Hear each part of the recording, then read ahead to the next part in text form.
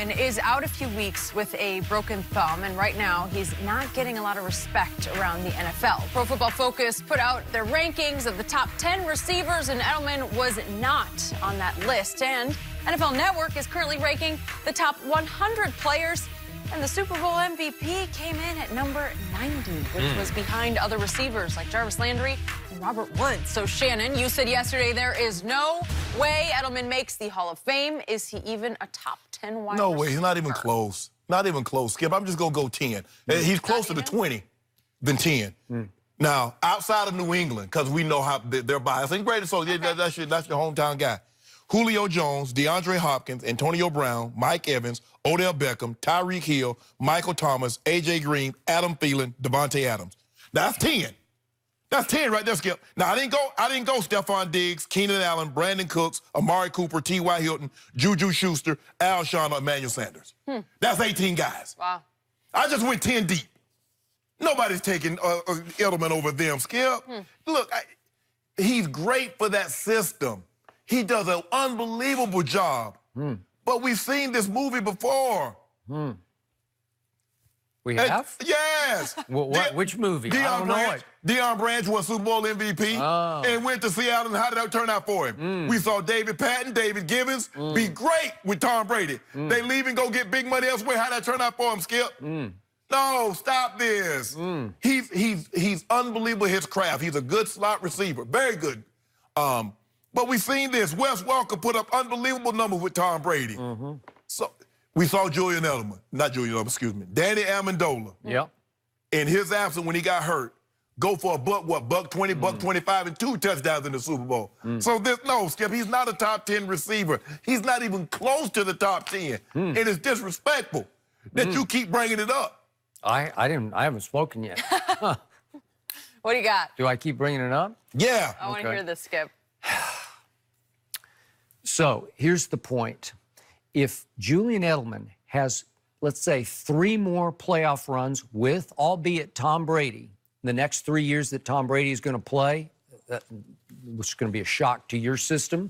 But if Tom Brady plays 3 more and they have 3 big playoff runs, thanks in part to Julian Edelman, he doesn't just belong in the top 10. He belongs in the Hall of Fame. You don't stop playing. Hall of Fame. Stop it. Do you realize that already Julian Edelman has the 2nd most catches in playoff history, and he has the 2nd most all-time yards in playoff history to Jerry Rice? Okay. That's playoffs. Okay. Playoffs. What about the regular season? Okay. How many Pro Bowls? How many first-team All-Pros?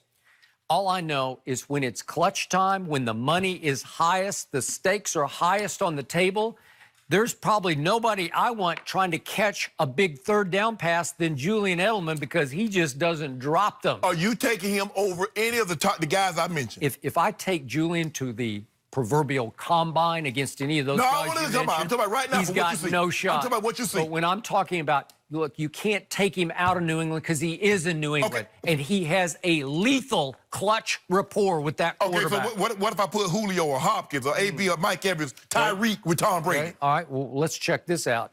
Tom Brady has won 83% of his games when Julian plays. That's 52-11. When Julian wasn't able to play, Tom is 19-10. That's 66%. So I think he missed Julian in those games.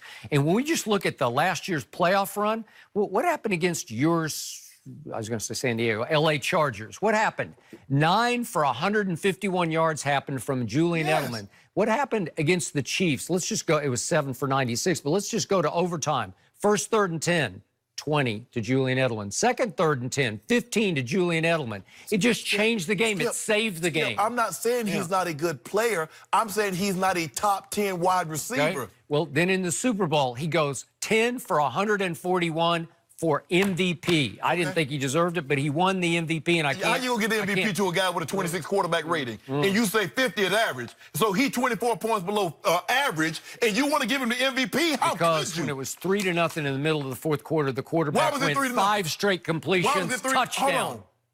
Game over. I just want to know. Game over. Just help me, because there are a lot of people at home that didn't watch the Super Bowl, so and maybe my TV cut out too. So did they start the game in the middle of the 4th quarter, or did they have 3 previous quarters? So what did your guy do? Does the 4th quarter count? Okay, yeah, it does count. Yeah, that's why Julian. Who won the game? Julian Who Edelman. won it? What was the drive of the game? The Patriots won. Thank you. The drive of the game was conducted by Tom Brady. Now, I don't want you to get too far. I don't want you to get too far. Yeah, okay. He's not a top 10 receiver. Here's the point. It's all eye test because no white receiver has made it to the Hall of Fame. You have to go back to 1989 Steve Largent. Yeah. And before that, you have to go way back farther to Fred Biletnikoff, right? So it's just jarring to your eyes and to my eyes to see a little white guy, although he's not as little as you think. He weighs 200 pounds. Hold on, Skip. He's not better than Adam Thielen. Adam Thielen, white. Yeah, but can Adam Thielen do it at the highest level, the clutchest circumstance? He started. He did something nobody's ever done. Start the season with 8 straight 100-yard games.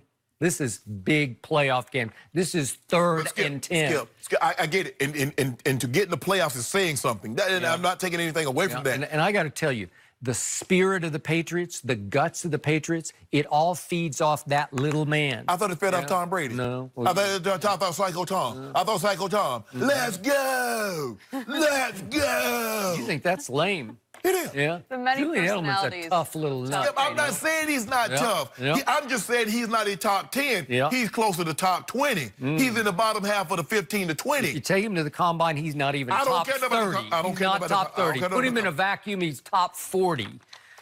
Put him in the Super Bowl. Put him in the AFC Championship game in overtime, and he is top 5. I just want to make sure. So you're saying these top 10 guys I named wouldn't be able to do what Julian Edelman did? No, they would not. I wouldn't trust him. I wouldn't trust him. Would you trust Odell? Did you see? What did Odell do in his one and only playoff game on the first 3rd down? What did he do on the pass that went to the end zone? He dropped both of them. Yeah. Would Julian have dropped those balls? No. Julian Edelman didn't drop a pass. Okay. I was just checking. All right, we're moving on. Is Mike Tomlin no longer on the hot seat in Pittsburgh? We'll discuss next.